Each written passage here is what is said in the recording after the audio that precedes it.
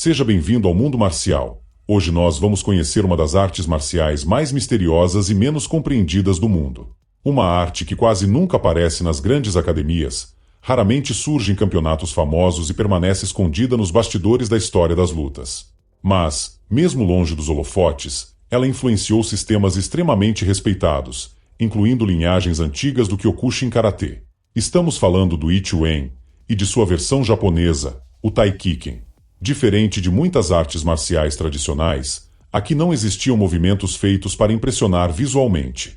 Não havia preocupação com coreografias bonitas ou técnicas exageradas. O foco era muito mais profundo: desenvolver estrutura corporal, intenção, sensibilidade, pressão psicológica e eficiência real em combate. E quanto mais você estuda essas artes, mais percebe que elas representam uma busca pela essência do combate humano. A história começa na China, no início do século XX, com um homem chamado Wan Xiangjai. Ele era um praticante extremamente respeitado de Shi-Chuan, uma das grandes artes internas chinesas. Mas, depois de anos treinando e viajando pela China para enfrentar diversos artistas marciais, Wan começou a enxergar um problema que, segundo ele, estava destruindo a eficiência das artes marciais tradicionais. Muitos sistemas haviam se tornado presos a formas decorativas, sequências coreografadas e movimentos repetidos mecanicamente. Existia muita preocupação com a aparência e pouca preocupação com o combate real. Wan Xiangjai acreditava que a verdadeira luta não funcionava daquela maneira. Então ele decidiu remover praticamente tudo o que considerava excesso. Ele abandonou longas sequências tradicionais, reduziu drasticamente os movimentos e começou a desenvolver um sistema baseado em princípios mais naturais e diretos. Assim nasceu o Ichi-Uem, o punho da intenção. O objetivo agora não era decorar técnicas infinitas. O praticante precisava desenvolver percepção, coordenação corporal, relaxamento, explosão, equilíbrio emocional e geração natural de força. Era uma arte construída para funcionar sob pressão real. O Ichi-Uem fazia parte das chamadas artes internas chinesas, mas possuía uma abordagem muito diferente da maioria dos estilos tradicionais. Enquanto muitos sistemas valorizavam formas complexas, sequências longas e movimentos extremamente refinados, o Ichi-Uem buscava simplicidade absoluta.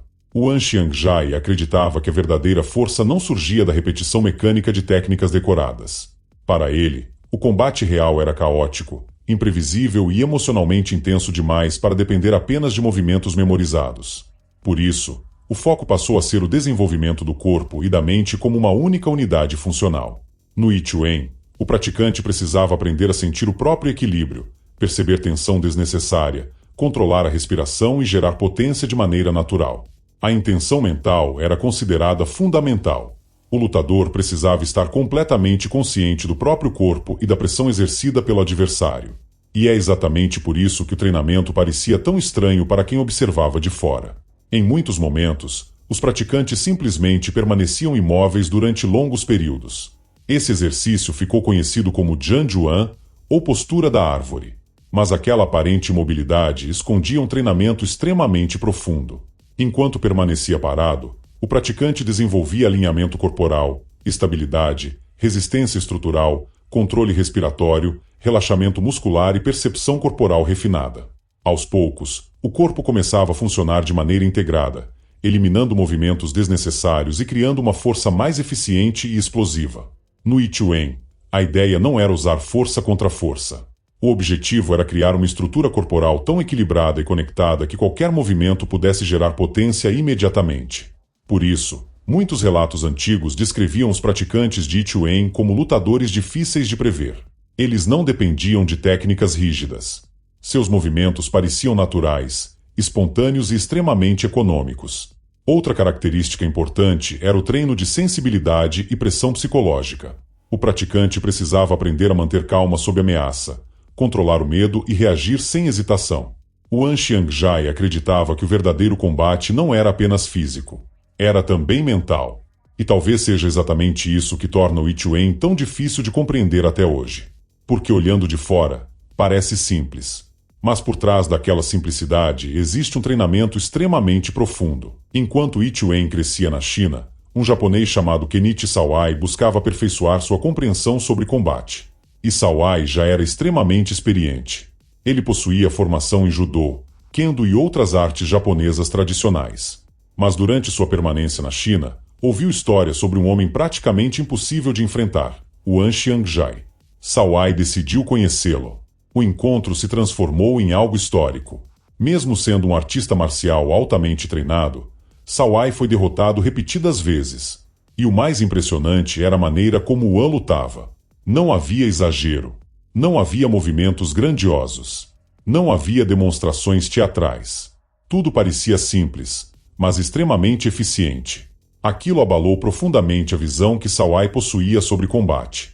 Porque pela primeira vez ele percebeu que existia um nível de eficiência muito além da força bruta ou das técnicas tradicionais decoradas.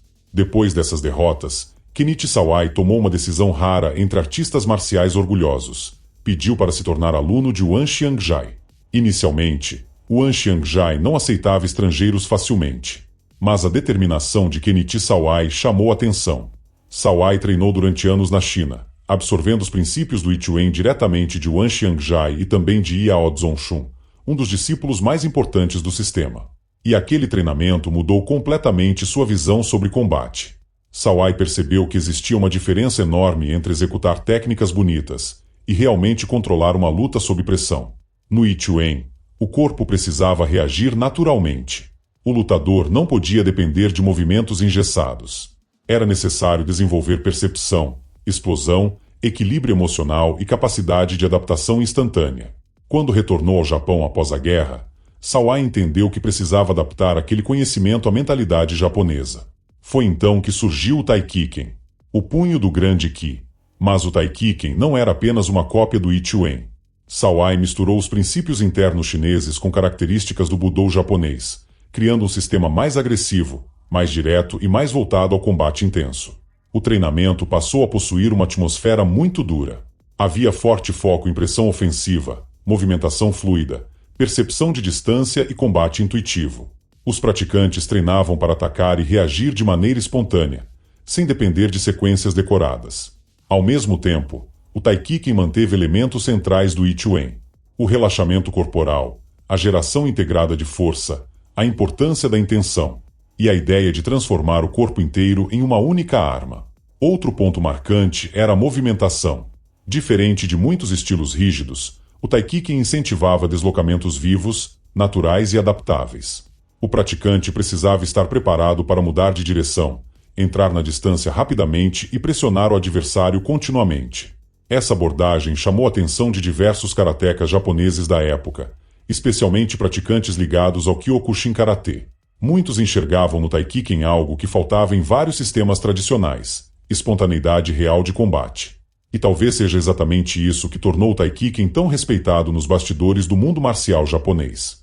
Uma arte discreta, quase secreta, mas extremamente eficiente nas mãos de praticantes experientes. Uma das partes mais interessantes dessa história é a influência que o Taikiken exerceu sobre o Kyokushin Karate. Kenichi Cao Ai manteve relação próxima com Masoyama e diversos praticantes antigos do Kyokushin tiveram contato com os métodos do Taikiken. Muitos buscavam desenvolver movimentação mais fluida, percepção de distância, geração de força e combate intuitivo. E talvez isso explique parte da pressão impressionante dos lutadores antigos do Kyokushin. Aquela capacidade de avançar constantemente, suportar pressão extrema e atacar com naturalidade parecia carregar elementos herdados do Taikiken. Mesmo hoje, algumas linhagens ainda preservam fragmentos desses treinamentos internos. Mas grande parte desse conhecimento acabou ficando restrita a poucos grupos, tornando o Taikiken uma arte quase secreta dentro do mundo marcial. O mais curioso sobre o I Chuen e o Taikiken é que, olhando de fora, muitas pessoas não entendem o que está acontecendo. Porque não existem movimentos espetaculares o tempo inteiro. Às vezes o treinamento parece simples demais. Mas justamente nessa simplicidade está a dificuldade. Essas artes tentam desenvolver algo extremamente raro: a capacidade de reagir naturalmente sob pressão real, sem depender de movimentos decorados. O praticante busca atingir um estado onde corpo e mente funcionam juntos de maneira espontânea. E isso exige anos de treino, muito refinamento, muito controle emocional, muita sensibilidade, muito combate. Por isso, o I Chuen e o Taikiken nunca se tornaram artes populares de massa.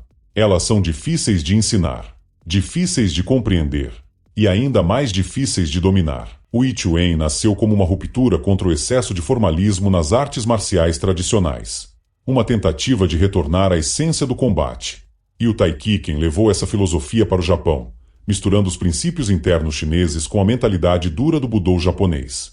Duas artes discretas, pouco conhecidas, mas profundamente influentes. E talvez o mais impressionante seja justamente isso. Quanto mais simples elas parecem, mais profundas se tornam. Se você gostou desse conteúdo, curta o vídeo, deixe seu comentário, compartilhe com outros apaixonados por artes marciais e inscreva-se no canal Mundo Marcial para continuar explorando a história, a filosofia e a realidade por trás dos grandes sistemas de combate.